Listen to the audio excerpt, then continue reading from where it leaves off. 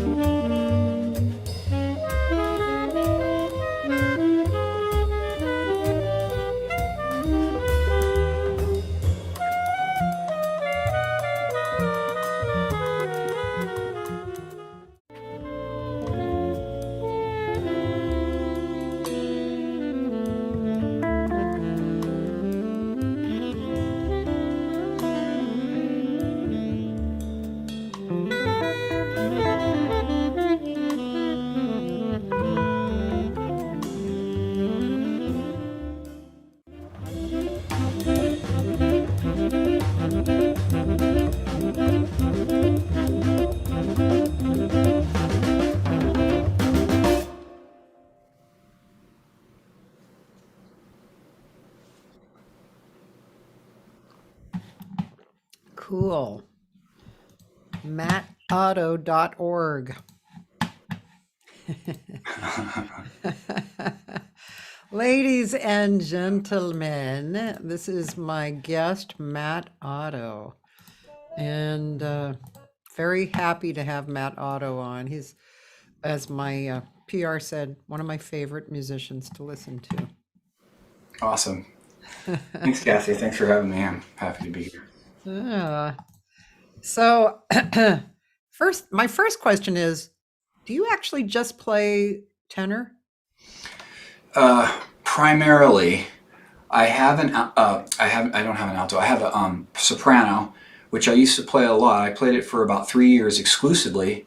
Oh, And then since then, I only played intermittently. So before a gig, if someone wants me to play it, I put in a couple weeks on it. But I don't play it regularly. And then I actually have a bass sax, which is really fun. yeah. Octave below tenor. So I was playing that in kind of an avant-garde group here in Kansas City, and I haven't been playing it Sorry, recently. is a bass sax below baritone? Yeah, it's just like an octave below tenor, whereas Barry is an octave below alto. So Oh, okay. yeah, And it must be a bigger instrument, right? yeah, a little bigger, Yeah. and yeah, it's kind of unwieldy, very heavy. I Yeah. play it on a stand. Yeah, I remember Billy Kerr. Did you know Billy Kerr? No. Billy Kerr, sax player, lived here for a long time, but he was a member of, I can't remember the name of it, but it was a saxophone group. And Cool. they had huge saxophones. I mean, that it was wild. Yeah, They had, that's such a cool thing. They have a couple bigger, contrabass, which is that below Barry, and then two backs, which is below bass. So it's pretty wide, the that's range. crazy, man. Yeah. Well, I love the sound of tenor, and I just think tenor. I mean, every anybody who's good is good, but tenor, there's something about the tenor that's very satisfying to the ear. Yeah, it's a good range for the kind of matching the voice, the range of the voice, more or Yeah. less.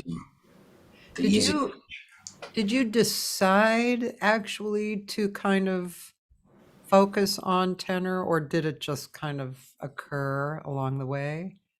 I did start on alto. My grandpa, my stepmother's father, was an alto sax player and gave me my first horn. So I started on alto. And then I was very small all through high school. I was only like 5'1" up until I was 18. So I kind of grew really late. So the Yes. tenor was honestly too big. It felt too big and it took Oh, too much air. And then in college, I started getting bigger and grew almost a foot. So oh wow. then I switched to tenor midway through my doing my first, few years at college. I think I started sometime in my freshman year. I'm curious, like, why? Were you like always thinking, oh, I wish I could play tenor, or did you just go tenor at that point? I was young, and when I went to IU my freshman year, and Ralph Bowen, who's a wonderful tenor player who still teaches at Rutgers now, he was there doing his master's, and I was so enamored by his playing that I switched. Oh, interesting. And of course, I loved Coltrane. My first two albums, jazz albums, was Charlie Parker album and a Coltrane album. So Oh, uh, I wanted to get into tenor, but it seemed daunting because I was used to the smaller horn, the alto. yeah, yeah. Okay, now the second question I want to know is, why did you move away from LA? Well, initially against my will, I my wife is, we've been married 25 years. She'd been following me around the country for quite a while, and then she finally finished her doctorate and got a tenure track position in Kansas City. So it was a really good opportunity for her, and it was also during that economic crisis in LA where the housing market kind of crashed, and cost of living was high. I mean, I was gigging plenty, but we were struggling. She was adjuncting at two or three places. So we took that job, and I moved to Kansas City to kind of follow her here, and I actually love it here. Very affordable, lots of work, lots of good players, and I actually enjoy the season. So it's been a really nice chapter so far in my life. That's cool. What does your wife do? She's a professor of world literature and did her doctorate in critical and cultural theory. Okay, yeah. So, wow. And are you teaching at, yeah, you are, right? Teaching at a university. Yeah, I just got tenure this last year at Kansas University, which Oh, is about 45 minutes from my house. We live in Missouri side of Kansas City, and Kansas University's on the Kansas side. So I drive about, just about 45 minutes. There's not traffic here really, so it's always the same. that's nice. I've never been to that part of the country, actually. I mean, I've been through Missouri on the Mississippi Queen. I had a gig on the Mississippi Queen, but other than that, I don't think I've ever been like to Kansas City at all. Was that like a show tune gig or like what was it? Uh, it was a jazz show, you know. It Hmm. was musicians from New Orleans, Hmm. like Johnny Vodakovich actually played. Wow, I don't know him. And Al Boletto was the leader. He was a trumpet player. And I did it twice. I filled in like 2 weeks. They just like live on the, I don't know how they do it. They live on the boat. Wow. And most of the musicians have no windows, right, in their rooms, Right. right? And for 25 years. And then every year they get Wow. 2 weeks off or something, you know. That's the lifestyle. It's So did crazy. you go up and down the Mississippi? Is that, Yeah. Yeah. huh? That sounds really cool. It In was small fun. doses. Yeah, no, I mean, it was really fun. I don't think I could do it for like that a long time, but it was fun. You meet people all the time, right? Because every trip somebody new comes on and Right. the band is good and the charts are great. I mean, you bring your charts. I remember when I first heard, I got up to sing and, it was the first, I guess I hadn't rehearsed or something, but anyway, I got up. Al was the leader and he was a veteran leader and Johnny Vodakovich was playing and Johnny's time and thing just went into me and I was so immediately shocked and I looked at Al and he said, I know. So he's a drummer, I take it? Johnny Vodakovich. Yeah. Oh yeah, I thought you might know him because I don't. Sorry, no. he's But I one of know those that experience guys. Yeah. of feeling like the drummer's starting to get into you. Great. Johnny's kind of I guess you'd be interested to look him up. He does actually kind of online classes and Oh, he's still going. yeah, he's a real character. He's not that old. And he played with Schofield a little bit. Wow. But just I think the road thing wasn't his thing, but an incredible player and modern, and Yeah. really interesting player. And down in New Orleans? Yeah. Okay. Yeah. You'd be interested in hearing him, I think. When were you doing that riverboat gig? Oh, let's see. I think I was married to my first husband. So it was probably We'll edit 25 that out. years ago or something. Okay. Yeah. Cool. That sounds fun. It was great. You see the locks along the Mississippi River, which Oh, right. being from Boston, I didn't know what a lock was And so they lower the water level and you go down? yeah, That's cool. I've never done one of those. yeah. And what was funny too, they had a calliope on board. And so we would just amuse ourselves by playing, real jazz music on the calliope. So what is a calliope? Remind me. Like Is an it, organ, a pipe organ. but it has rolls or something or No, no, just a pipe organ. it's a pipe organ. Maybe it's a small pipe organ. Um, You know, Yeah. question. I want to look that up. Calliope. It's like it's kind of like I feel like I associate it with a circus or something, like a circus organ or something. Maybe that's just It says that it is consisting of a set of harsh sounding steam whistles that are activated by a awesome. keyboard. Maybe we could get Joe Bag to play it, see what it sounds like.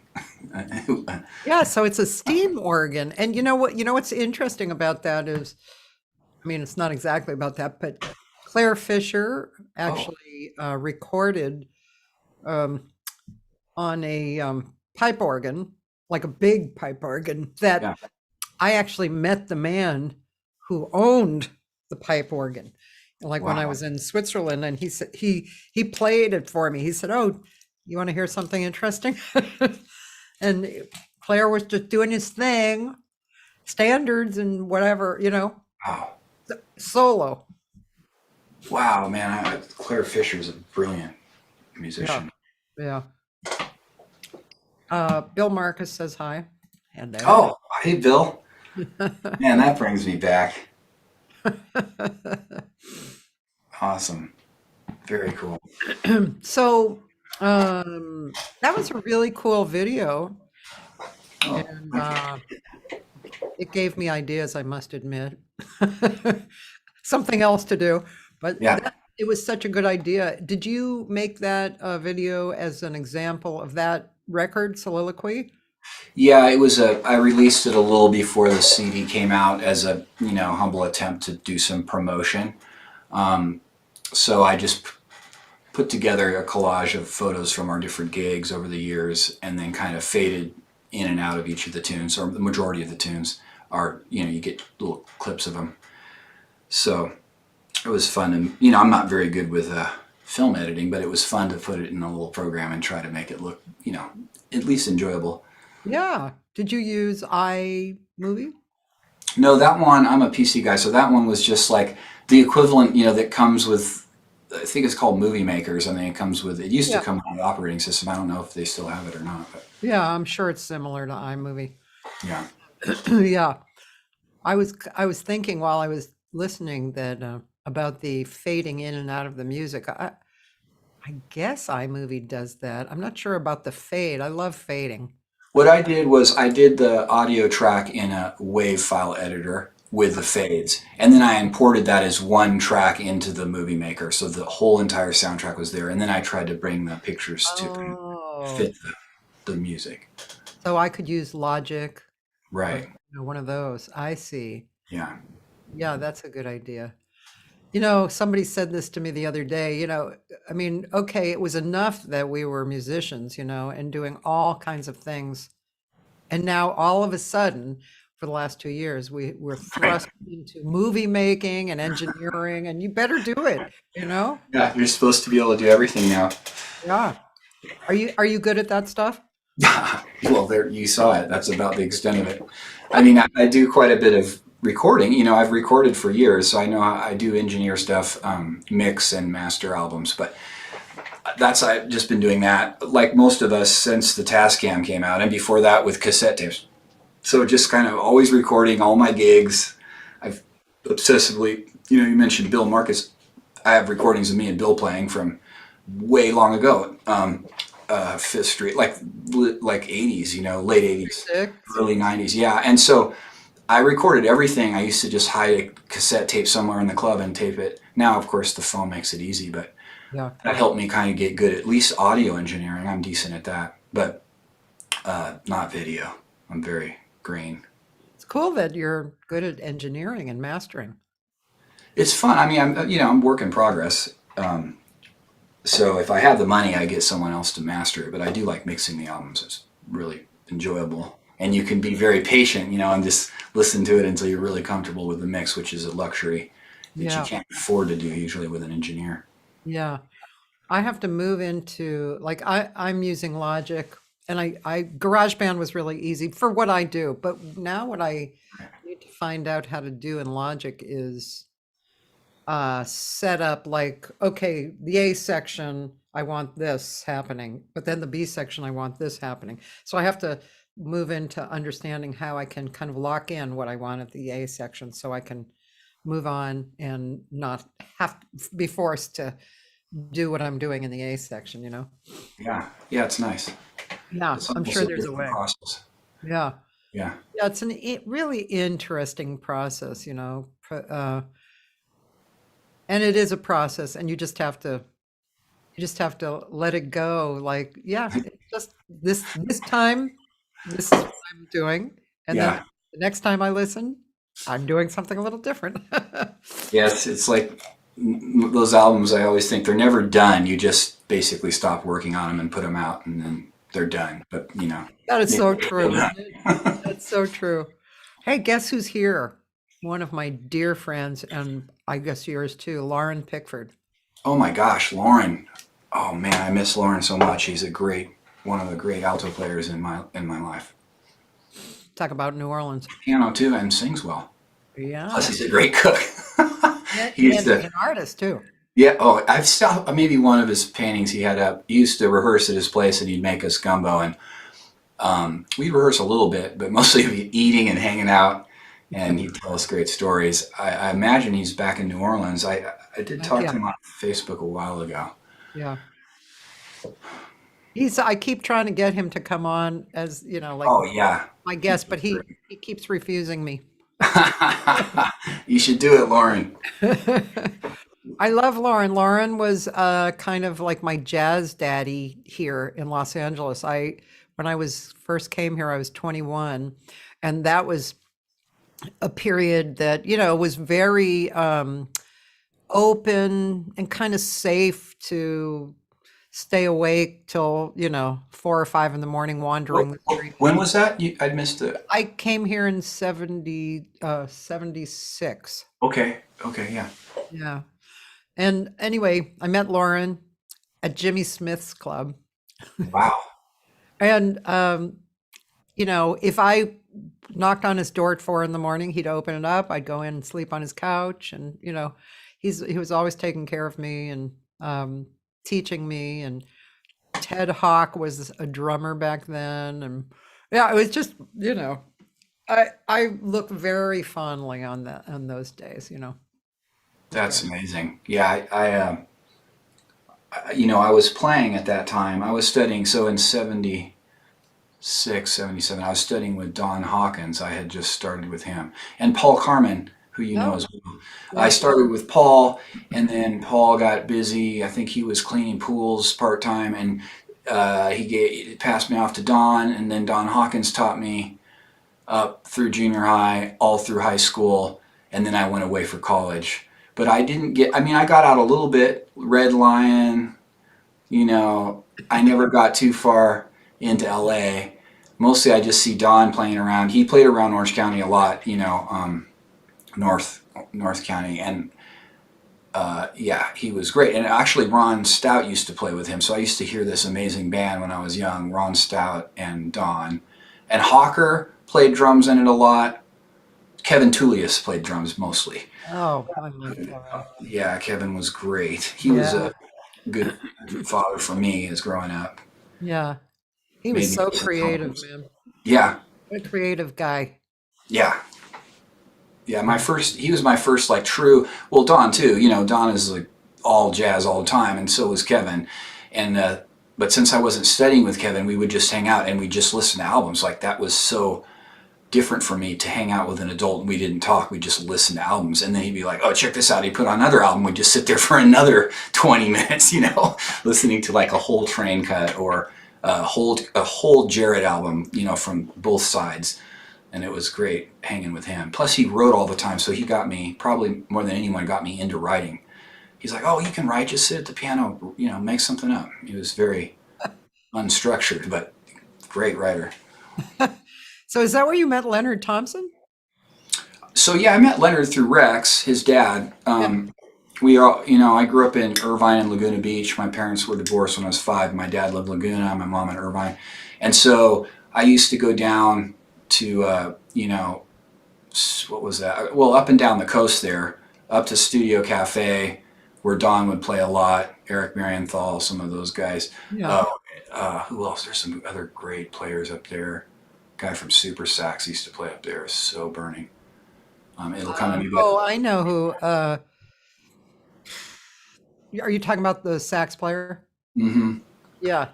Gosh, I can't remember him. I remember what he looks like, but I don't. I don't remember Yeah, his name. Yeah, that was when I I haven't was. thought about him for a while, but yeah. Yeah.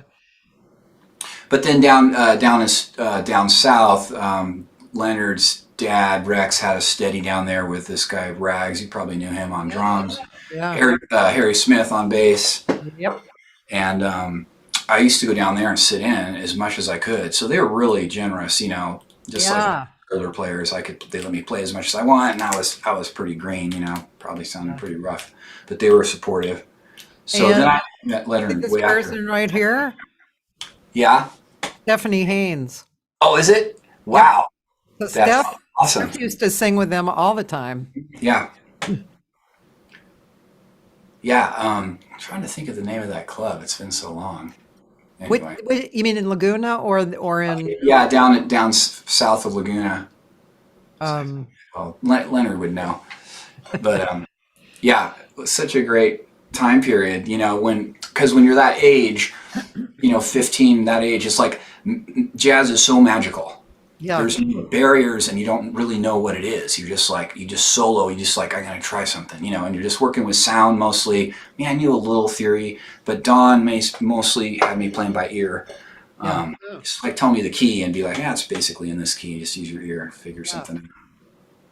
So I miss those, that space that you're in when you're young. It's like open, completely Yeah. open. Yeah, really mysterious and fun. Neil Adams says Marine Room. Marine Room, that was definitely one of them. The Marine Room was one. I think the Steady was it. Gosh, I can't believe my mind. I definitely have my, memory is slipping. Everybody's is. Remember anything? So at least you're not alone. Hi, I know who you are. Yeah. What was I going to say? Oh yeah, I was just going to tell you another person you might be. I think you would enjoy is a guy I hung with last week who I met from this website that Gail Boyd does. She does every single day at 2:00 from the beginning of the pandemic for a half hour. She gives the half hour to an artist, and the artist does whatever they want. Oh, They that's can cool. play, they can talk, whatever. And so I heard this trumpet player, Nathan Breedlove.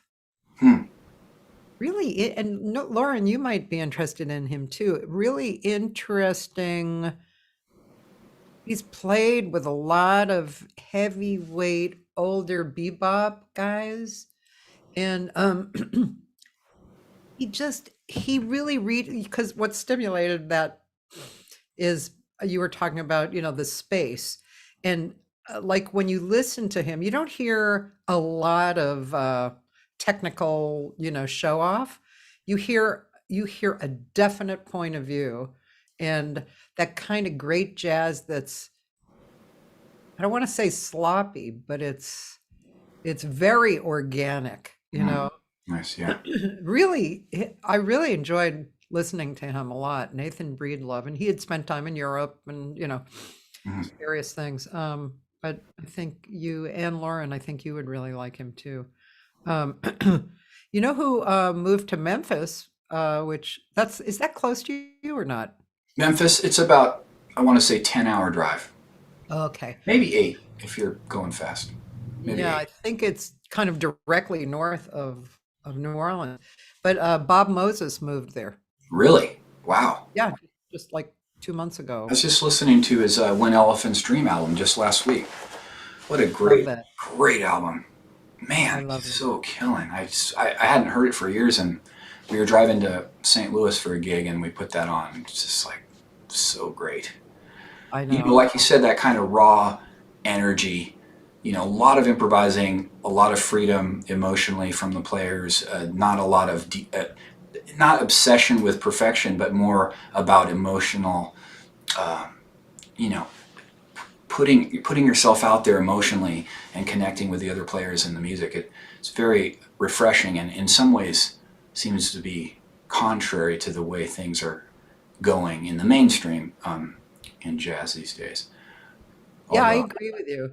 you know, Yeah, I agree with you because a lot of the music now is good.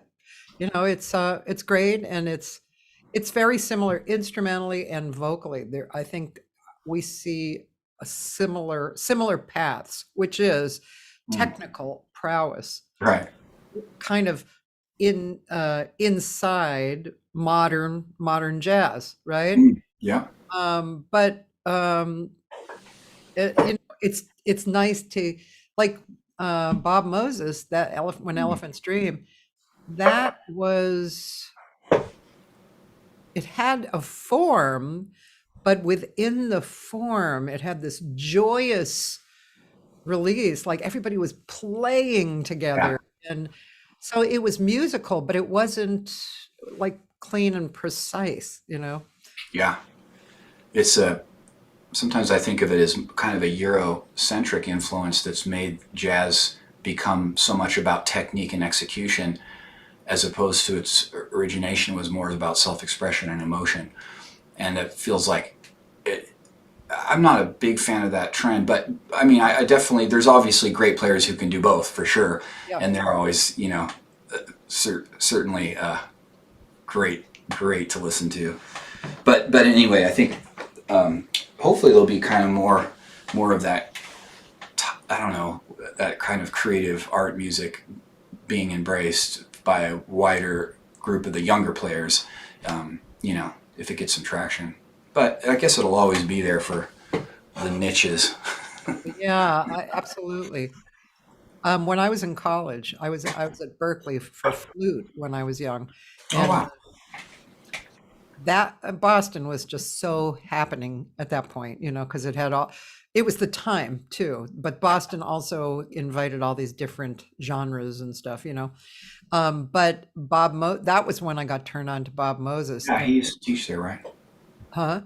He lived. I know he lived in Boston. Did he teach at Berklee too at some point? I don't know I can't remember because I interviewed him too, but Oh, I do know he just moved from Boston. I mean, he'd okay. been living there all this time. And but I was so excited because I loved Weather Report too, and he was very similar to Weather Report, right? And Yeah, that was just let's see. What was I going to tell you? So you were there. Were you in Boston in the before you moved to LA or after? Yeah. Well, I was from Boston, and Okay. then I went to Berkeley 72 to 75. Oh, okay. Gosh, that was right at the beginning of Berklee, Well, right? actually, no, my dad was at the beginning of Berkeley, and so that was, you know, uh, at least 20 years earlier. Uh, but it was at a low, not a low end, but it was before they super expanded. Right. Yeah, they just had like the building on Marlborough and the building on whatever street that was, two old buildings, and then they had just bought the part of the new building, and that was when I left. And they didn't have vocal at the time. When I left, they got a vocal department. And who were you studying flute with at that time? Andy McGee. No kidding. I studied with Andy McGee. Really? Yeah, he was great. Oh, yeah, what a cool guy. Oh man, well that makes sense because he could double. He's from that generation, like Lauren. He could play anything. Um, that's great. Yeah. So Andy, when because I was at Berkeley after IU, I transferred because I couldn't hang with the academics, and I studied with Andy for a semester, my first semester at Berkeley. I Great. saw him one time in LA. They came out for some kind of special honoring thing.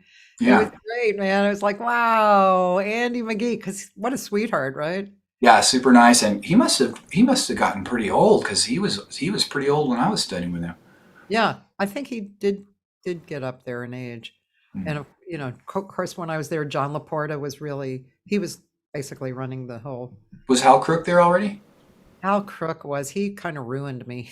Oh, I'm sorry. He could be rough.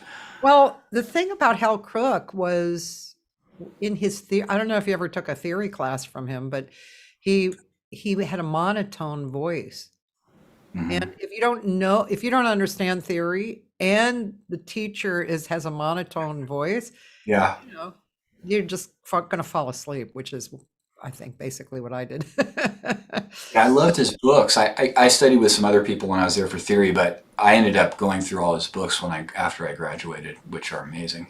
I've heard other people say how wonderful, Yeah, it's so their good. experience with Hal Crook was, and it's too bad that I couldn't get beyond beyond that monotone teaching. One time when I was there, Mingus came, and that Wow. that was an exciting moment in time. And Yeah, it was a much smaller school at that time, you know. Was Garzone there yet? I don't think so. Pat Metheny had kind of flown through, but not he So Mick Goodrick was there? Nick Goodrick. Oh, Yeah. man, he's amazing. Yeah. Yeah. He is amazing. I also that he's my kind of theory guru. You know, his advancing guitarist book for starters, but then he did these thesauruses of voice leading, and I studied all those. I mean, on saxophone, there's only so much you can do with it, Yeah. but you can do it. You just have to decide how to arpeggiate each of the little four note the voice leading exercise he's kind of shown to you. But man, I learned so much from that. So most of my teaching now for theory comes basically from Mick. It's almost Oh, I just kind of adapted it to the saxophone, you know, best I could. how cool. But yeah, he's a great educator and That's player. very interesting. Yeah. I mean, one reason I find that interesting is because I'm a single line instrument myself, you Yeah. know, although I play a little piano and flute still. But yeah, so that's interesting because it can be frustrating as a single line instrument to develop your theory. Yeah, I was so late. You know, Lauren is a great piano player, for instance. So like that gives you when you hear him play alto, it's like his voice leading is perfect. He's playing perfect melodies, and oftentimes four voices are being dealt with over the span of 8 bars. You know, like Bird. You know, just being able to voice lead like that.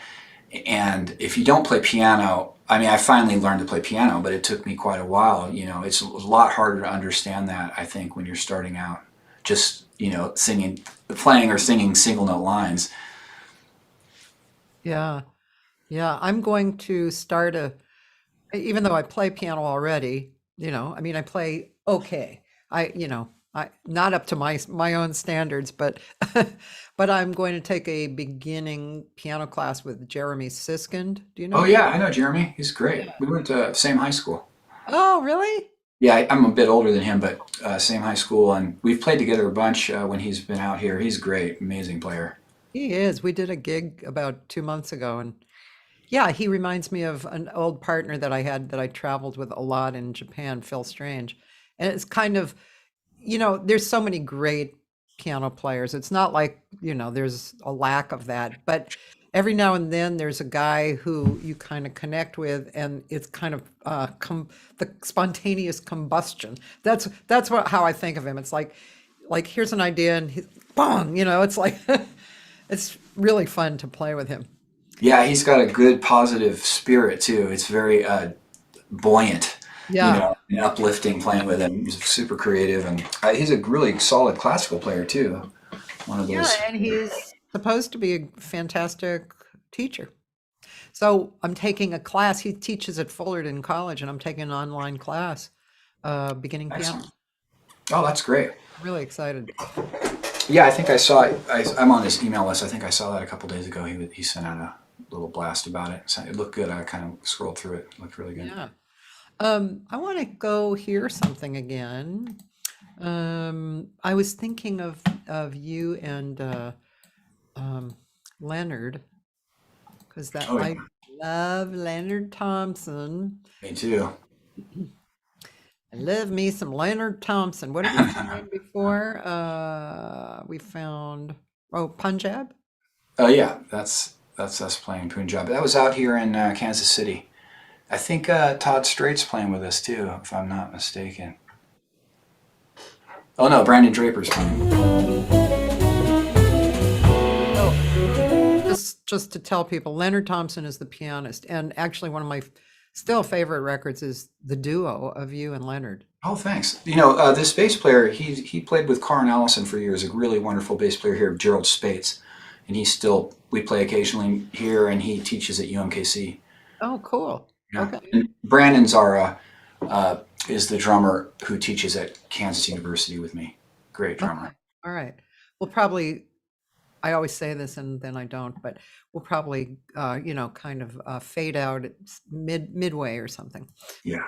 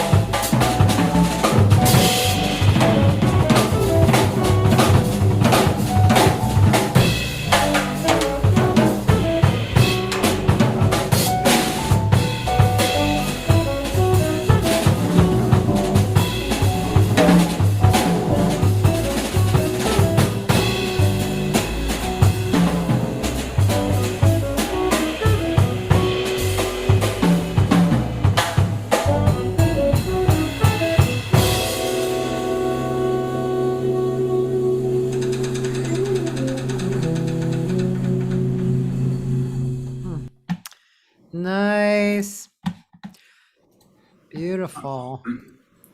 I heard that for a long time. Miss playing with that with those guys. Yeah, everybody sounded really nice. You have a very fluid sound, and it kind of where you play, your channel of playing is very. Don't you hate when people say say how you play and stuff? I always feel like, okay, it's something. I once read that there were these opera singers who never read their reviews. Oh yeah, I can Yeah, imagine. yeah, it's interesting, But anyway, but I don't care. I'm going to explain what I think anyway. But but yeah, no, I feel like there's this channel that you play in, and it's it's hard to put into words. That's why I'm stumbling around. There's this. It's almost like trying to discuss spiritual stuff. It's hard to Mhm. put it into words. It's more like a feeling and a point of view, and an Yeah. experience. But anyway, I guess all that to say, I like it. And Thanks. Yeah, that's a good tune. I feel like Joe Henderson writes such great tunes for improvising because the forms are reminiscent of standards. That has some real functional harmonic moments and it's ostensibly in a key, but then it has these really, those parallel major seventh chords like he does on Inner Urge and a few other tunes. It's just like really great modern jazz writing. He's one of my favorites. Monk yeah, and then Joe. Like I feel like they really understood what forms need to have for them to have lasting fun for a jazz musician to play over yeah. years and years later. You never get tired of them. I agree. Actually, I was looking at Inner Urge the other night. I was sitting at the piano just looking through my pile of things to look at. Yeah, And I apparently had put Inner Urge in there. And yeah, it's a great song. I mean, you're right. He's a really great composer. Yeah. yeah. I think I like that era too of writing. I mean, it's a big era, but just like from the '50s, like Bird, all his tunes are timeless, right? The melodies are like, it's perfect, beautiful, like fusion of melody, harmony, and rhythm. It's like Bach if Bach had rhythm, like interesting. I mean, Bach's a genius, but the Jazz. Bird's rhythm is Yeah. so interesting, yeah, and so syncopated. And then and then Monk and of course Ellington and like this like Billy Strayhorn and Ellington, those tunes too. They're timeless. Like any one of those tunes, you never get tired of it. The harmonic motion is so complicated that you can weave endless melodies through it and never feel like you've found the essential point. It's like always exploring. And I think the modern, it's not a lot of modern writers doing that to that extent. I'm sure there are. I don't know all of them. I just know, I just always feel like I like coming back to those old tunes because they're so fun to play on. Yeah. I remember when I first learned relaxing at Camarillo. It's Yeah, happens to be in my book because I don't know. I can't remember exactly why, but it's in there. And it took me a minute to wrap my head around the rhythm. It was like, what's going on here? And then once I got it, I was like, oh my God, I love this. You know, yeah, it's just a cool, unusual rhythm, of the like melody. Yeah, that like the way he goes on that 4/3 suspension too. He just kind of works with it. So yeah, yeah. yeah, it's really great. You know who writes wonderfully? I don't know if you've heard a bunch, but Otmaro Ruiz. Oh yeah. I've He's heard some of his stuff. I played great. a few gigs with him, and we played a few of his tunes. They're great. Yeah, that makes me think of anytime I hear his songs being played, I always am like, oh, what is that? That's great, great. And Yeah. I like Larry Koonse's. Some of Larry Koonse's things are really, really beautiful too. Yeah, I was just getting into. Larry has this really cool tune I was just getting into last month. called Blues for Albert E. And, Sorry, I'm laughing because apparently, from Larry's point of view, a lot of people play that it's song. a great tune. It's a great tune, and the cool thing is he has sent me his voicings for it. He plays like everything's voiced out in like super hip voicings, kind of like some diatonic fourth voicings and other stuff like triads in inversion with sharp nines on top. Really just beautiful. And I learned a lot just like working on them slowly on that tune. But we were supposed to, Bob Bowman was out here and he wanted to play it. And so I was looking at it for that. But yeah, he writes, that tune Candle of his, which a lot of people play, is That's so a beautiful beautiful. song. Yeah. And Jamie Rosen too, I was just looking at a couple of his tunes. He's a great writer. He writes those tunes where like, we have that band Joe Shoe together, and Yeah. all his tunes are fun to play. They're just like rhythmic, harmonically interesting, and they're not overly difficult, but they're fun. So you Yeah. feel kind of like Monk, like you got to work on it, but in the end, the work pays off. Like you get to have a lot of fun improvising over it. So yeah, and Yeah. so many great writers. You guys are so lucky out there. Josh Nelson, his Oh, music I is know. beautiful. So many Vardon. Like there's just so many great writers out there. I know. I know. You're absolutely right. I'm going to re-listen to the Joel's Shoe. Joel's Shoe? Shoeless Joe? Joel's Shoe? Isn't that Joe it? Shoe, yeah, it's a play on words. I have But about 4 of the records. oh yeah, I think this is all we have. Oh, Yeah, well, I well, guess I have them all. Yeah. No, I love them. I love the way Jamie plays, and me too. yeah. Um, and as a matter of fact, right before you mentioned Bob Bowman, I was thinking I was going to bring him up because Hmm, he came out here a few months ago and yeah, do a recording, and he did a live outdoor yeah. um, I watched the stream with Shep and chat. Clay. Man, so great to hear Clay and Josh played and Larry. It was such a great concert, man. I watched it online. And the song you're talking about, the blues, Yeah, it was on there. Clay took a heart-stopping solo. I I was talk Yeah. about trying to describe an experience.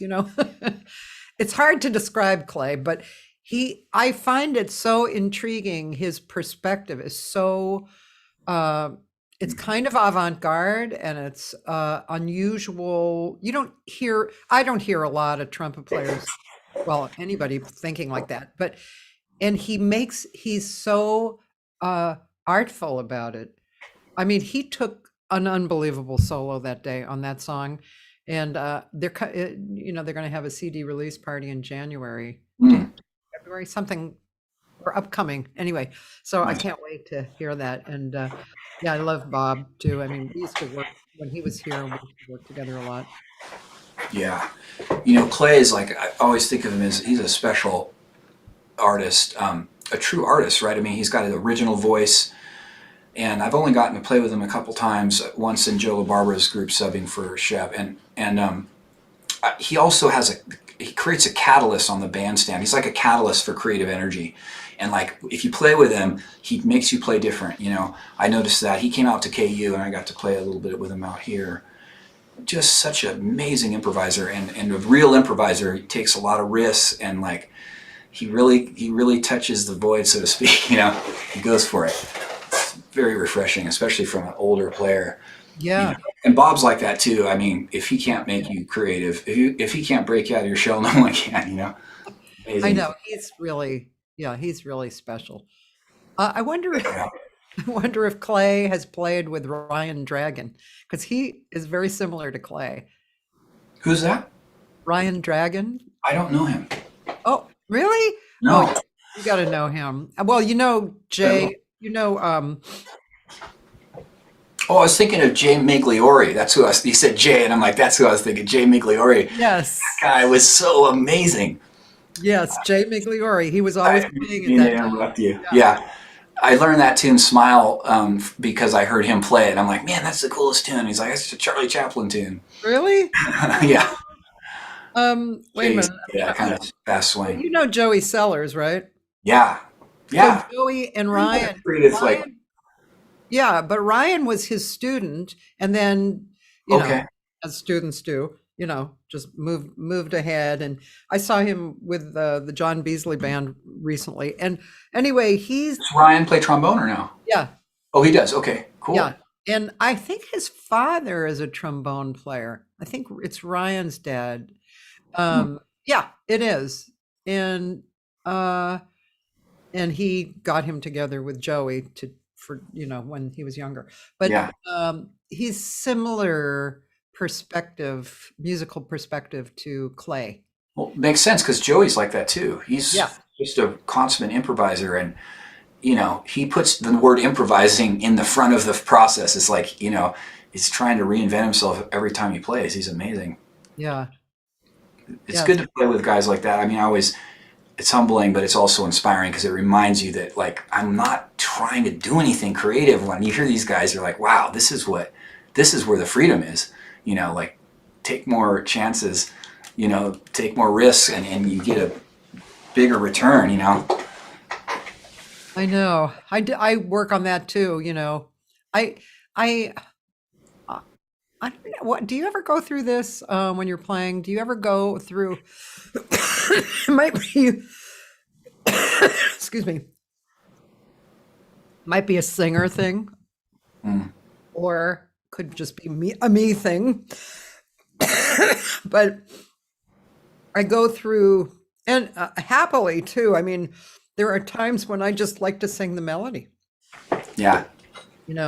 It's very satisfying. But then I really enjoy stretching beyond the melody. So I find myself doing both, but I really like to stretch. I do better when I stretch, I think. I mean, well, I don't know that. I don't even know if that's true. I don't know. That's where my decision comes in. Do you ever find yourself wondering about that in your playing or your choices?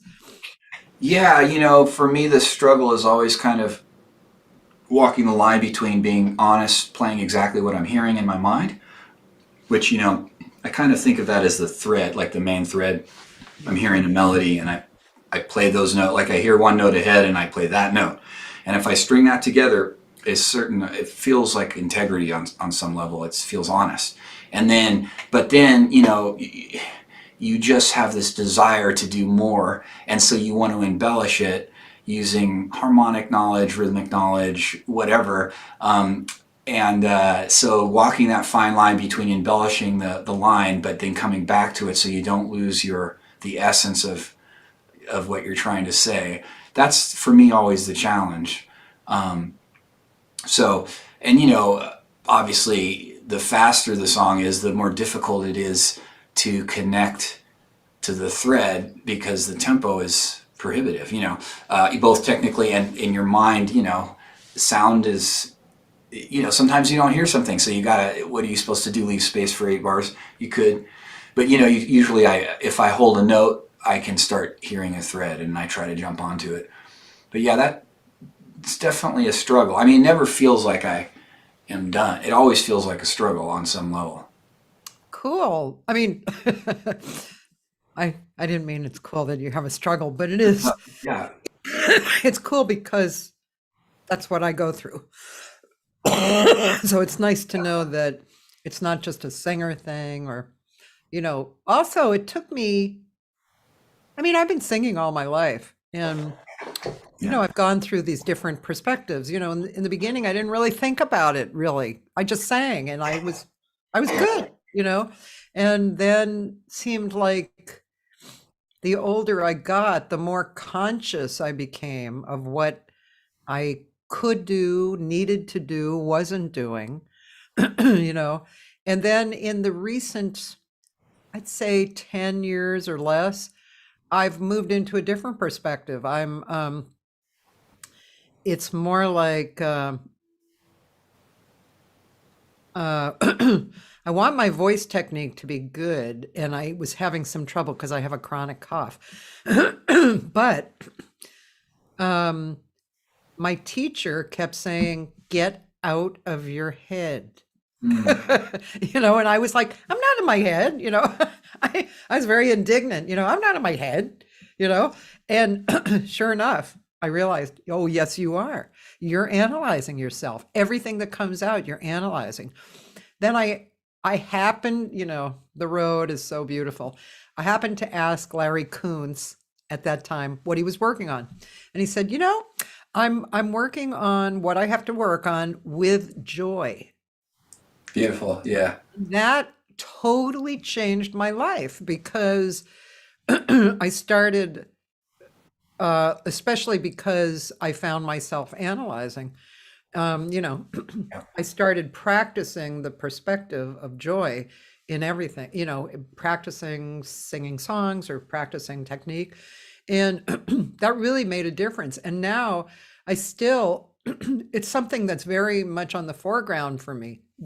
I practice, and it's easier to get into the space when you're doing that instead of the very fine line of going, oh, what should I do to move over to, oh, this space feels great, and there's Right. something like right in front of you that's like it's the space, right?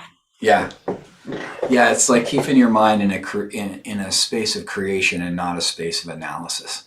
You know, you need analysis to teach and to deconstruct and explain, but you don't need it on the bandstand because it's just going to break your flow, and then it also introduces an extraneous level of consciousness or thought that's going to be not related. It's going to take away a chunk of your cognitive and your physical involvement. It's going to, you'll be sidetracked. Part of your consciousness or awareness will be given up to this other thread of analysis, which is never going to probably help. So, I always think about trying to be potentially, I strive to be completely involved in the moment and not be analyzing it. I mean, there's still a lot of musical thinking, but I think of musical thinking as different. So like, Yeah, yeah, you're hearing sounds, that's musical thinking, or you're listening to the band, that's kind of musical thinking. Directing the mind, you're not necessarily saying to yourself, listen to the drummer. You're just listening to the drummer, but yeah, that's like a musical, using your mind in a musical way to listen to your line in your mind and listen to the other players. And arguably, if you're doing all that, you don't have a lot of extra space to be thinking about how it's being perceived, or analyzing it like, oh, this note was good or this note wasn't good, kind of out of RAM, so to speak, or at least in my case. Yeah. do you teach this what you're talking about?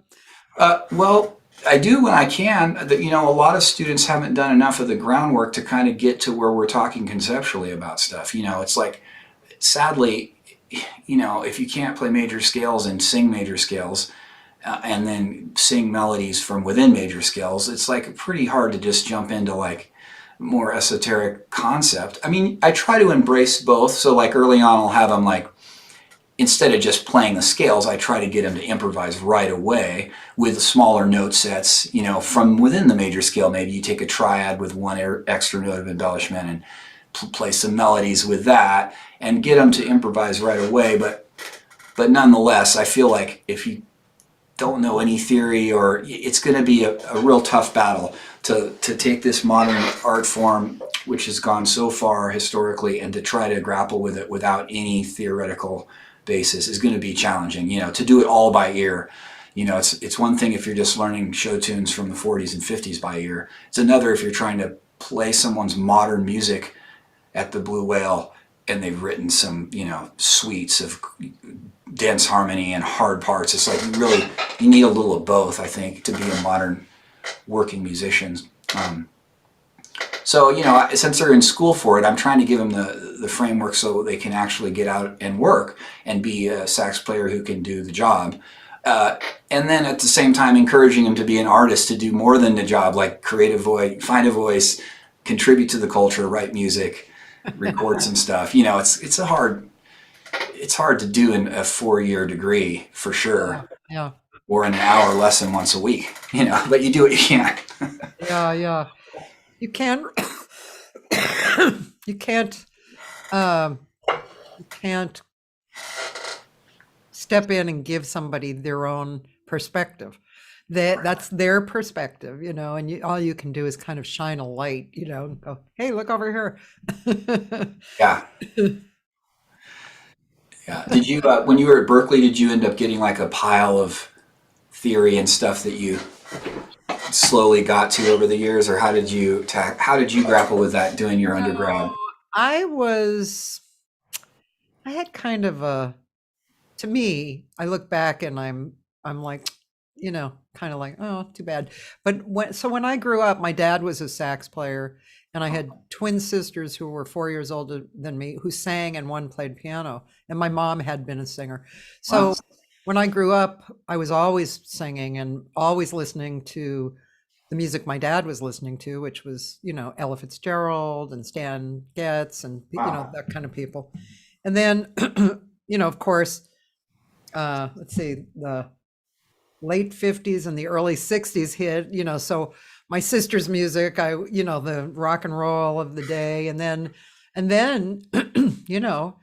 the like the late 60s and the early 70s hit. And, so there was a lot of different music that came in. But all that to say, I played, I was trying to remember who taught me flute last night.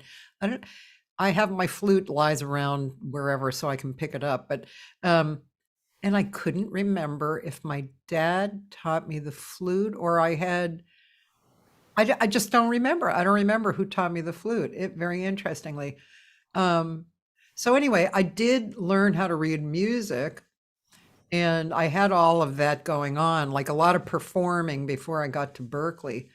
And when I got to Berkeley, unfortunately, I say that my mother, first, I don't know, whatever, ego reason or whatever, she decided that I should not be in the basic course, that I should be a little higher up, which was really unfortunate because even though I knew how to read music, and that's probably part of the reason why what's his name? Galper? No. Yeah, Oh, Hal Crook. Hal Crook Yeah. bored me because I actually didn't really understand theory, and maybe I was in too high of a class. So his monotone and my misunderstanding, just put me to sleep. So I did take the composition and arranging. That's actually the course that I was on. I wasn't on. Oh, I see. Yeah, and so, Cool. gosh, over the years, I kept thinking about going back to college and learning, getting into writing and arranging and stuff, which I never really did. So I only just kept it on the single vocalist kind of a level. What was your question? I'm sorry. I was just wondering, I was wondering if you had like I feel like I had so much theory packets of stuff that I just slowly over the years started to get to. I was like basically doing my BA. I got dumped on a ton of material which I never could get through at that time, and then over the years I've slowly kind of filtered through some of it. But it's just kind of overwhelming when you're young. It feels. Yeah. I have checked out various things over the years. I don't know. I might still have Berkeley stuff. That stuff that you look at and you go, I don't really want to throw this away because Right. maybe there'll be a time that I'll get into it. Right. That's what I'm hoping. That's what I'm hoping for the piano class. I'm hoping that I find some more basics that I just didn't learn, and that will strengthen I'd like to be a better player, but I especially would like a more full theory in my head to work with for my writing and for my singing, and I'd love to play piano well. Boy, it would just be just great, if I really could do that. So That's cool. Yeah, I bet Jeremy's approach will be really good. I've seen him. I've worked with him, and I've seen him teach a little bit. He's very thorough, and he's also very empathetic. And I feel like he's organized. So like, I feel like it'll be very structured and easy to get. Which is helpful. well, also, Aunt Maro did did a concert at this G spot that I was telling you about, the home venue. Yeah. Did a solo concert, which was gorgeous. He apparently is a big fan of movie music, and so during the pandemic, he took down themes off of YouTube and then just played them himself. And so he did this concert that was just gorgeous. And Jeremy came, and Admaro introduced him as one of the best teachers on the planet. And I guess Jeremy's written a book or two, and Yeah. so anyway, I'm excited about that. But yeah, I'm just well, there's Nancy King. Are you Oh my familiar with- gosh. Yeah, I worked with her a little bit when I lived in Portland. She's amazing. And she doesn't read music. She's Oh. yeah, she's crazy. I So mean, good. but she has listened her brains out over the You years. can hear all the theory. She hears it, So, I have a Jolas shoe that Dan Davila posted. So I'm gonna play it because All right. it's been a while.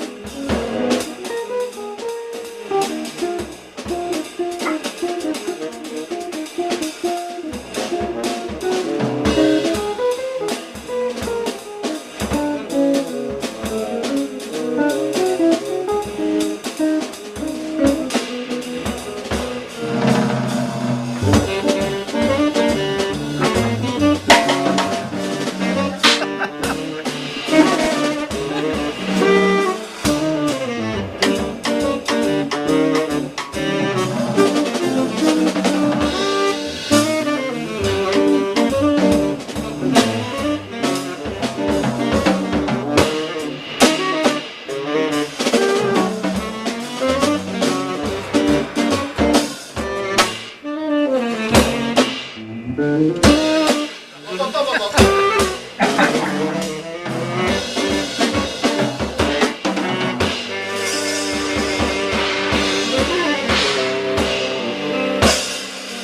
funny, man. Too funny. Yeah. Jamie's more comical tunes. Mortville. That is funny, man. Yeah. Zap-esque. Oops, let me move over here. Yeah. Also, I have a list of your credits that my friend Dan Davila brought up. I wonder, is that you?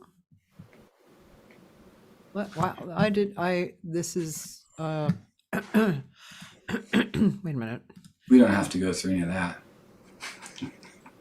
Well, I mean, you don't have to pick each one, but you can, Oh, I see. you might want to talk about some of them. I don't know. Okay, sure. I mean, let's see. Yeah. Oh, yeah. Oh, I don't know all of these, honestly, but okay, Iberica. That's my album. That's a nice project. There's a really beautiful guitar player in town here named Bo Bledsoe. He's a classical player and flamenco player. He asked me to write an album of music for him, so I arranged my music for his guitar ensemble, and it's all guitars, bass, cello, and I added Rhodes to it just to add some other color. And there's no drums on it. It's a very kind of chamber music sort of album, which was really super fun to do. And the guys really, his group really took it seriously and really learned the music great.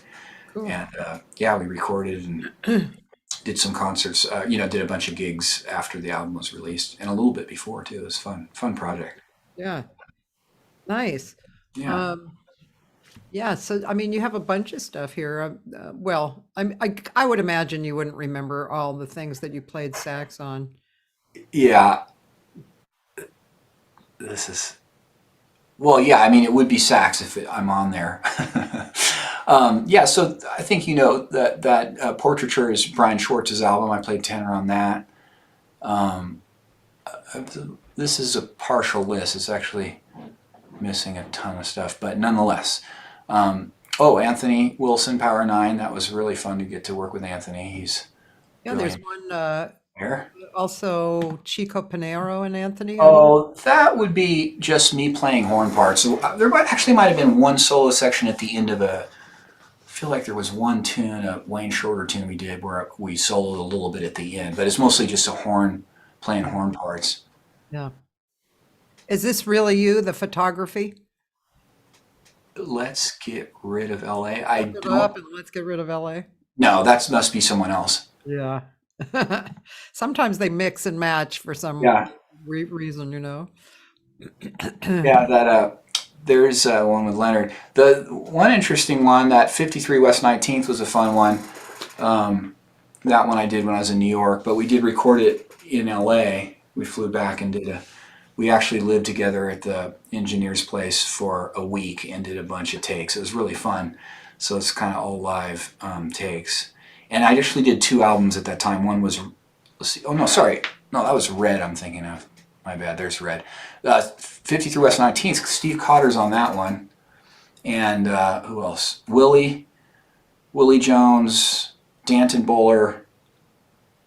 Thomas White plays drums on it too. Who else is on it? James Mahone, a really good alto player who used to live, now he's in the Bay Area. And who else was on? I think that was everyone. I'm probably forgetting someone, but yeah, that was a super fun project. That was an earlier album of mine. It's actually older than that. It was from '96. Yeah. And that Innocent When You Dream is the music of Tom Waits. That was really fun, particularly this guy Aaron Schrag, who plays slide trumpet on it. He also plays shakuhachi. He's a really wonderful musician who lives in New York now. A very avant-garde player. and just a great creative artist. So he's been doing some really interesting albums. He has a couple duo albums with Ben Monder that are gorgeous. That's cool. I'm gonna write that down to check out because so it's all music of Tom Waits? Yeah, yeah, we arranged it for that group, and we Yeah. all each of us arranged several tunes and rehearsed it. And Ryan McGillicuddy's on there, the bass player. He's Oh, you know him. Yeah. cool. I'm gonna So, have him on in a few weeks. And Brandon Bernstein, who kind of disappeared or something, didn't he? yeah, he's had some Health issues, issues, right? health issues. Yeah, I hope he's getting better. Yeah. Good player. Very good player and a nice person. And Yeah, yeah. right before he got sick, I can't remember what he was doing, but he was getting into some kind of interesting creation. Do you remember that? I don't. I know he was doing an educational thing at one point. Yeah, I think that's what I was thinking. Yeah, It was like a nonprofit or I can't remember. It was a yeah, while ago. Gosh, I'm sure it was, I don't know, 8 or 9, 10 years ago, something like that, right? yeah. I haven't talked to him for a long time. How is the COVID stuff in your area? It's running rampant. I would say, like I said before we started streaming, all my gigs in the last few weeks were canceled. My New Year's Eve gig and everything leading up to that. The last gig I did was in St. Louis. We drove out there, played a gig, drove back, and the next morning the drummer called me. He's like, "I just tested positive for COVID." So he got exposed. Someone had it and didn't have symptoms and didn't know, and then I was in the car with him for 8 hours. So I was like, I'm definitely going to get it. And I waited 5 days, to get the test, and I did it on the fifth and sixth days, both at a little clinic here, both negative both times. So the person at the clinic said it's probably because he had just gotten it, and he just hadn't germinated or whatever, or it hadn't turned into a contagious thing yet in his body, and I got lucky. So that was the last gig I did. That was a couple weeks ago, and Oh, I've done the vaccine and the booster, and most of the people in the community here have. Um, so I think, I guess I hope that means that I'm at less risk of having serious symptoms or serious, dying from it. But everyone's trying to be as safe as possible and not put anyone else at risk. So a lot of the clubs stopped having music in the last couple weeks. yeah, Yeah. yeah, yeah. That's like here, Sam First. We were kind of loosening up, Yeah. and hugging and going to hear the great music and stuff. And but the group of gigs that we were all going to go see all got canceled in the last few weeks. Is Sam First the place Dave Robert is kind of part of Yeah, helping yeah, book? Yeah. I've heard such great things about the club. I haven't ever gotten to play there. I think it was opened up after I left LA. So yeah. Oh, definitely. It's yeah, a small room, but it's kind of continued blue whale-ish type of stuff. awesome. Yeah. Yeah, But yeah, missing June, of course. I Have know. you heard anything about what's going on with June? Well, yeah, really small amount, but every now and then I can coax him into communication. So he's in Korea, Oh, and yes. yeah, yeah, had he was going there more and more for longer lengths of time before the pandemic hit. Was he And gigging there, like singing or? well, his whole family lives there. Okay. He wasn't particularly going to sing. He was going to be with his family, help his dad's business, Hmm. and that kind of stuff. Nice. Yeah. And then so then when the pandemic hit, he held on for I'd say 8 or 9 months, and then I can just imagine the landlord was really tough in that That building. place was so weird. Yeah. I mean, the business of it was probably messed up. It must cost a fortune down there too, downtown. Fortune, yeah, yeah, very thousands of dollars a month, just Yeah. yeah. And so I think, and I also do you remember Cho Yun Sung? Show, yeah. Piano Yeah, player. Yeah, Yeah, we used to play a lot. He's a great player. yeah, yeah. He's from So Seoul too, right? yeah, he is. And Yeah. I've spoken with him more regularly.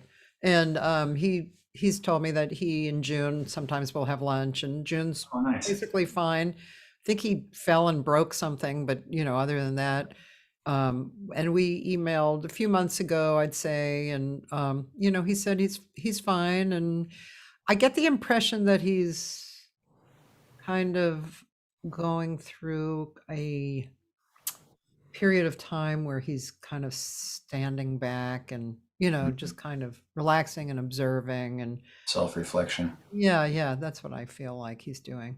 Hmm. But yeah, he sure made some history there, didn't he? Yeah, no kidding. Yeah, but It's like Rocco, it's like two of the best club owners I've ever known, you know.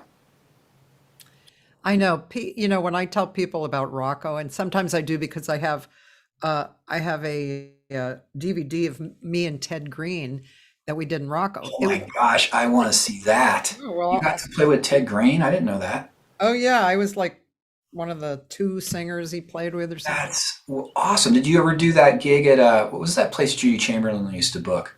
Spagattini. No, was it that? Yeah. Did you ever play there with him? Because I know Ted used to Are do a you gig sure there. it's Spagattini's or No. the one in Encino are you talking about upstairs? Or Yeah. What's that place called again? that was, well, went through different things. Yeah, it wasn't Spagattini's is in Orange County. Yeah, that's the one down there off Yeah. of the Gosh, that place became something else, and I had a jam session there for years. CLB. Um, no, but what I did, let's see, we played at Rocco's, a very special event, Wow. and we played at this place that John Pisano kind of started Uh-huh. in Encino, Papachons, Okay. and but John also had the place where you're talking about. John had the guitar night. Right. The guitar night. Right. Yeah, and That's the Ted place and I I was thinking. played I there. used to play there. I can't remember what it's called for some reason. I can't either. But yeah, and yeah, I mean, we played, gosh, in the early days, we played at GIT, and we played a few interesting parties, private parties, where people eventually just stopped doing what they were doing and listened. Yeah. Yeah, Wow. I'd love to hear those recordings. I'll send you. What was he like? I know Steve Cotter got to take some lessons with him, so I've heard a little bit about him through Steve, and of course I've looked at I have that seven-string guitar album of his, which is amazing, but also some of his online stuff. Someone's put up a bunch of his stuff online, but it's mostly in tabs, so I can't really deal with it. I don't know what it is. Gone to the site, Ted's Yeah, site. Okay, yeah. yeah, Well, yeah. he was first and foremost an amazingly kind human being, and very he didn't think his ego was not big. In fact, I used to say to him, why don't you play out? And he'd say, I'm not that good, I'm not as good as people think I am. It's like, yes you are. And yeah, and he was, oh God, his memorial service was amazing. It was like 500 people showed up at the Beverly Garland, in one of those big rooms. And yeah, he was story after story about Wow. kindness and generosity. And the way his mind worked, I mean, he always looked at that original book of his that was chord chemistry. He called it, at that point, he called it chord Frankenstein or something. And he was amused at himself, but he was, if anyone believes in this, it's just so happens he was a double Libra. And like when you went into his apartment, that was I it. heard it was like stacks of almost like a hoarder vibe in Yeah. terms of music paper and stuff. Yeah, it was definitely kind of a hoarder, except that it was relatively clean. He knew what each pile contained. Right. Yeah, and he really couldn't say white without saying black. He just that was just not in his makeup. He always had. That's why, like, if he described a groove or something, it wasn't just like, oh, a shuffle. No, It was a full description, Right. and that was how he communicated. He was a really interesting guy, and his lessons were like $12. Wow. That's what Steve said. He said by the time he was doing it, it was like $22.48, like some strange price. It was just so specific and also super affordable, you know? And I was talking to Adam Levy yesterday on this show, that was such a great conversation. But so he said, if you couldn't make a lesson, you couldn't reschedule, you had to send a sub. Oh, wow. That's interesting. Yeah. So somebody got a lesson. Isn't that funny? He sent Yeah. it to your lesson. It reminds me of Jimmy Weibel because, he was also kind of a brilliant, genius, Brilliant. player, and a little more, probably a bit more social than Ted. That, like, he was out. Remember, he used to have that steady in Pasadena, and you could go every week and hear him play like these amazing guitar arrangements. And then he let you sit in and play standards. It was so killing. Yeah, totally. Ted,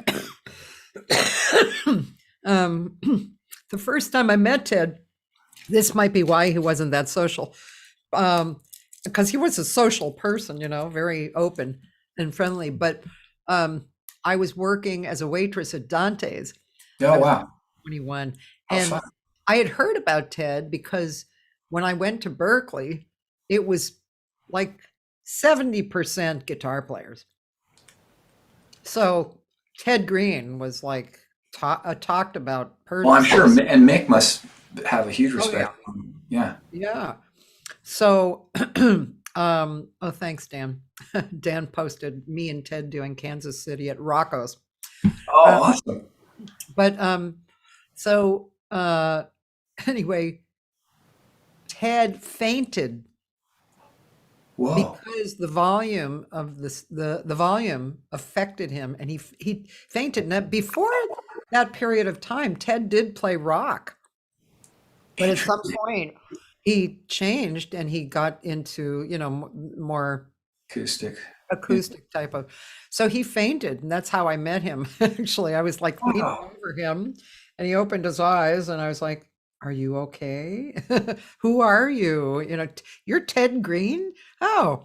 And I didn't know what I was doing. I said, "Hey, you want to get together and play some?" And he said, "Okay." And I didn't know he didn't do that. And then we played, and I said, "Hey, you want a gig?" And he said, "Yeah, okay." And I put up like a sign, like a little cardboard sign somewhere. And when I got to the gig, there was no standing room. Oh my gosh. That was Amazing. my first real gig in town. I was like, "Oh, Awesome. okay." But we had rehearsed a lot. But anyway, he was a special guy. But you'll see, I'll send you a link. I actually made a DVD of Mm. Rocco's gig and a CD of Papa Sean's and GIT too. Oh man, I'd love to hear that. Yeah. What was it like waitressing at Dante's at that time? Who was kind of the regular bands coming through there? Well, it was great. Gosh, Did it's, Warren Marsh ever play there? yes. Wow. If I can remember names. Nick Ceroli played there a lot. Claire Fisher, Yeah. Irene Krall played there. Alan Broadbent. Oh Uh, yeah. let's see. Alan must have been young. Yeah, and yes, um, there were. It was 76 and 77. So Okay. John Guerin played there, and that kind of jazz too. It was a little more commercial music at that time, but then the real standard Dave Frischberg, Leroy Vinegar. Oh, Leroy was in LA at that time. Yeah, Oh, I love it. I got to work with him in Portland because when I moved to Portland, he was up there he had moved up. What a great bass player. Amazing. he was great. He was a really nice person. I remember. Nice, Felt like very smoking. I remember. yeah, yeah, and Great. of course the Most brothers played there a lot. Sam and Abe. Cool. That's where I met Sam. Like got to be really good friends with him. Conti Condoli and his Oh, yeah. brother. So that was a good time in LA. It was like there was some straight ahead things that were cool happening, and then there was some more modern things. The baked potato was really cool at that time. Free Wind play had just come to town, with Jerry Hay and I don't know that group. do you remember? Jerry Hay. I don't know. Oh, okay. He's a trumpet player and an iwi player that Oh, went in cool. the studio that was very strong. So his group was this group called Free Wind that was, I think I'm saying the name right. Anyway, they were from Hawaii. Well, Okay. Kenny Wild was in it too. I also don't know him. Oh man, you missed that little I'm group. missing the era. Yeah. Anyway, they came over from Hawaii and they played at the Baked Potato during that time, and then they started getting into studio stuff, and Yeah. but Was yeah, Gary Foster playing out at that time? yes, he was. And like Kim Richmond and all those great. Yep. Yeah. Awesome. Wow. Guitar players. Yeah. It was kind of the end of Dante's when I was there. Yeah. I didn't really get out until the 80s, because in the 80s I was that's when I got into high school, so I would go out a little bit, but I never went that far into LA. It was a long way to go when It's a you're long way to go, before especially the internet, I know, and you thought, like, I remember thinking driving to Laguna was forget about it. Just epic, yeah. Yeah. Of course, now it's like no problem. Um, let's see, I wanted to ask you a few other questiones. I have a little list to remind myself because, by the time it gets to this point, I'm like, My coffee's wearing off. exactly. Yeah, so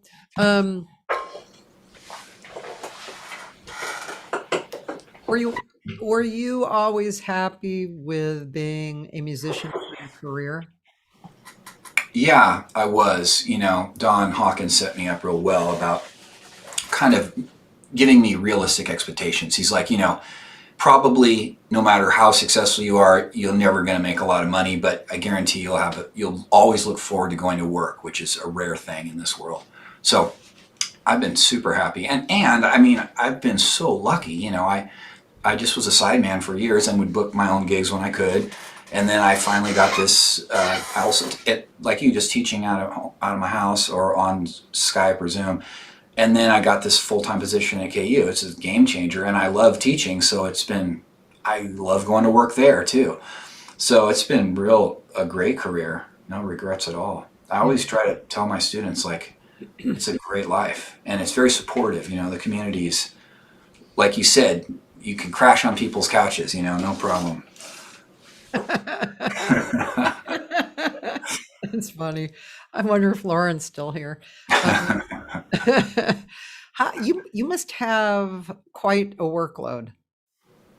Well, the nice thing about KU is it's a research institution, so a good percentage of my KU responsibilities is research, which, as a musician, it's like recording, playing gigs, practicing, working towards a project. So I have a lot of time that's considered my workload that's my own.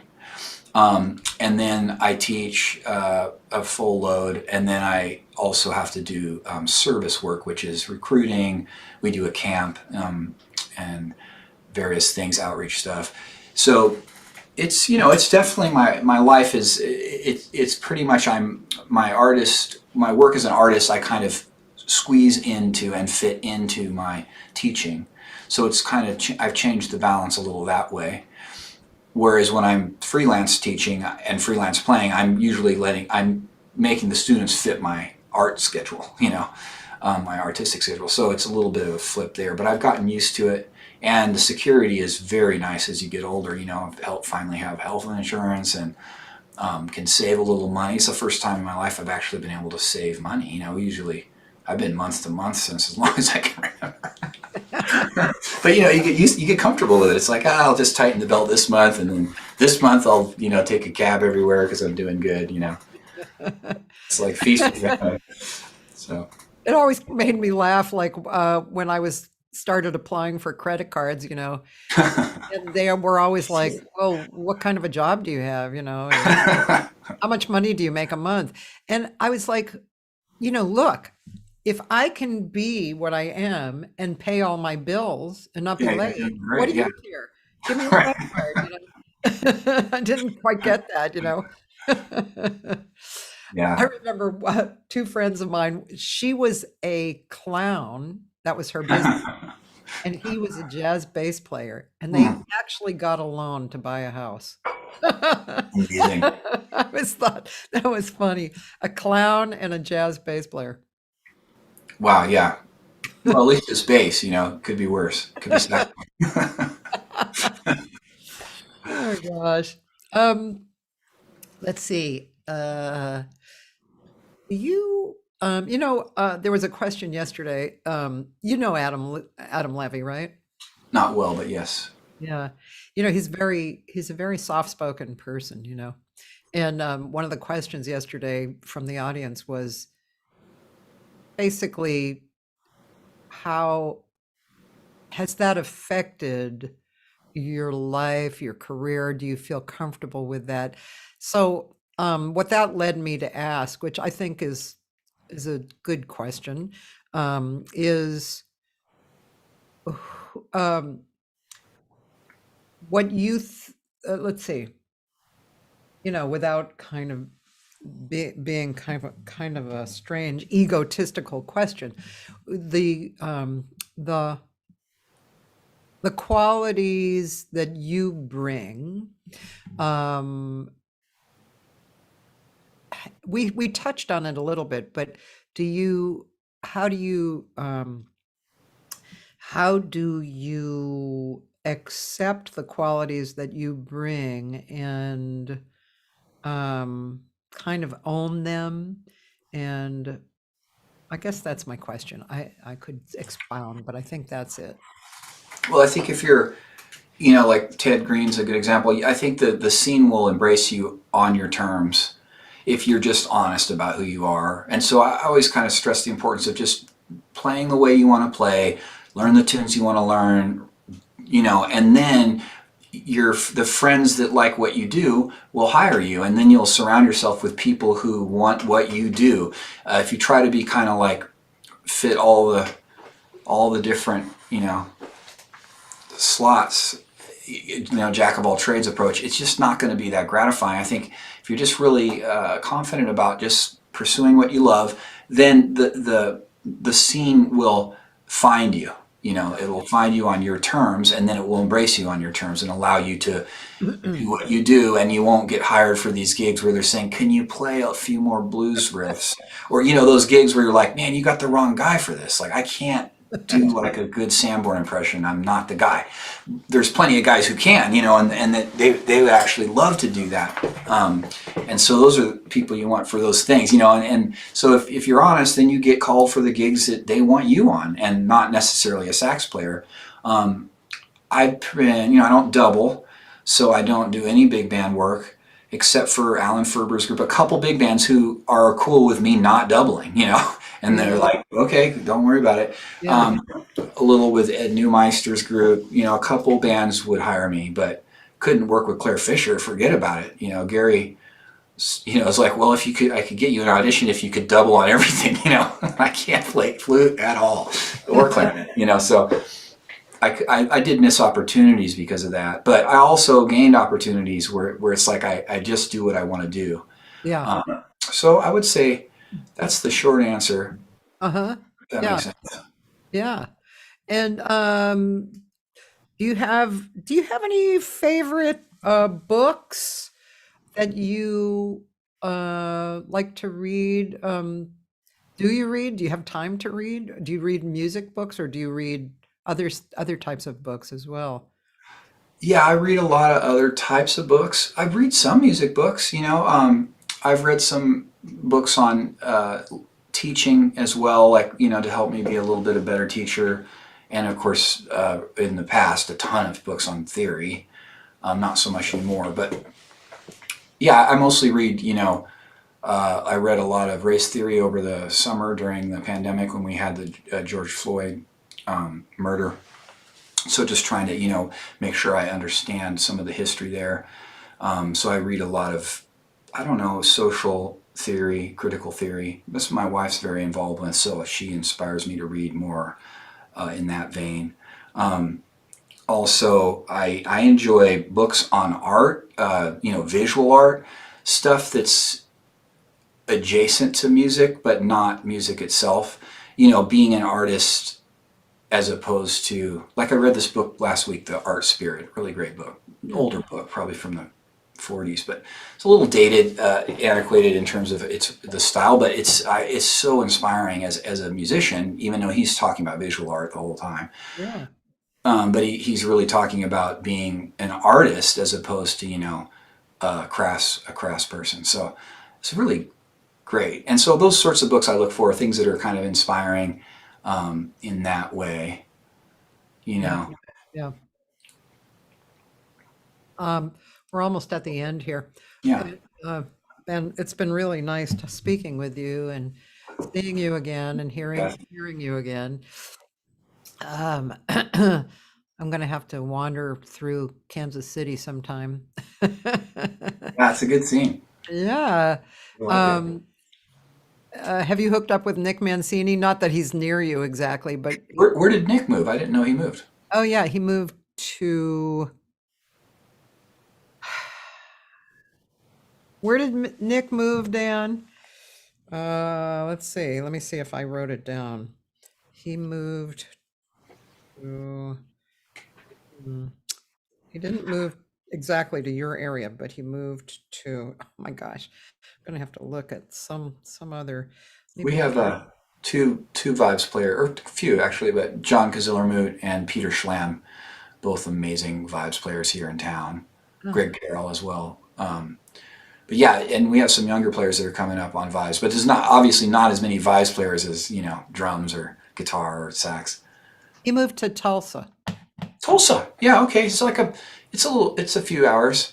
Yeah.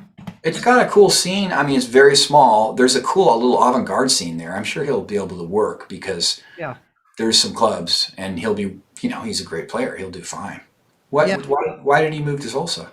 Well, his wife, her family is in Tulsa. Oh, okay. They had a daughter, Oh, you know. wow. Yeah, so she's probably 2 or 3, I guess. Oh, that's awesome. Yeah, so and they were living in Studio City in a really tiny Yeah. place for $1 billion, and so and with the coming of the little girl, it's with no family around, and trying to make a living and all that stuff. That'll be easy there. He'll be, I'm sure, super comfortable. They moved, I want to say like 2 years ago. Okay. So, he's had a chance and he's come back here, relatively often to play. And I think like you said, it's a smaller amount of people there to pick from, you know. Yeah. But Nick, he's a super creative person, so and Yeah. Afton is really creative too. She's a really good singer and artist, and so Oh, wow. I didn't know that. anyway, thanks for being on. Thanks, Kathy. It was great to catch up with you and talk. Yeah, and don't work too hard. I won't. And yeah, I'll send you a few things, including the Ted Green thing. I'm sure you'll love it. Thank you. We look forward to hearing all about you. And I just wanted to tell everybody online here that tomorrow I'm going to have the band. This is amusing to me, and I don't even know how. I wonder who's going to talk at once. But my band from my last CD, Social Anthems, and it's Anthony Wilson, Josh Nelson, Oh my Edwin gosh. Livingston, Lorca Hart. Oh my gosh. What a great band. Yeah, and then a few guests, Mon David and Paul Jost, guest singers on the record. So, and Dan DeVilla, who's my co-producer. So anyway, that's tomorrow. So Well, that say hi to them for me. Such great musicians. I I will. hear that album. Yeah, I will. I'll say hi. Thanks, Matt. Thanks so much. All right. Thanks, Kathy. Okay. Okay. Bye. Bye-bye. Bye. Okay, and I'm going to remove you. Okay, bye. Uh, so I just wanted to say a few more things besides tomorrow being a really fun hang with my group from Social Anthems. I will be Thursday through Sunday, is my archives. And Thursday will be Paul Jost from the early, from 2020. And Friday, Judy Carmichael, who's one of the greatest stride piano players around. Saturday, Ashley Mayer and Rhiannon. So Rhiannon is like the queen improviser on the planet, practically. She's worked with Bobby McFerrin, Jay Clayton, a lot of people, and then Ashley is a kind of an international diva who's very closely connected to Senegal, and she's had a really interesting career. She was right in there in the in the see 70s or 80s, and just, life changed and everything. But she's also in my group Fish to Birds, which is my vocal improv group. And so anyway, that's Saturday. And Sunday, Dennis Dreeth, who's a musician and has a big band, but he's really known for his career in basically helping musicians find money. So he's that's a little bit more of a business hang, but it's great, because he's a musician and he knows musicians, and he's in Los Angeles. And just for a peek for next week, but you can always go to my website to see who's coming. Monday is a singer, really interesting singer who I got turned on to through Lori Antonioli, who's an incredible singer. Stephanie Bruce is her name. So I'm really looking forward to speaking with her. And Tuesday, a young woman who was a student of mine a long time ago. She lives in LA. She's her music is inspired by mariachi. She's Latina. Her name is Nancy Sanchez, and she's really good. And she's not only a really good singer, but she's a real good business person. A composer. She's had stuff on TV and movies, and yeah, she's adorable. And then Wednesday, an Irish from Ireland trumpet player and broadcaster, Linley Hamilton. So I hope I'm pronouncing his name right. Linley. I don't know. We'll find out because I haven't actually met him face to face. So that's Wednesday. So anyway, you guys have a great week. And I hope you come tomorrow and hang out with us while we're having some fun with Social Anthems, the band from my last record. And have a great one.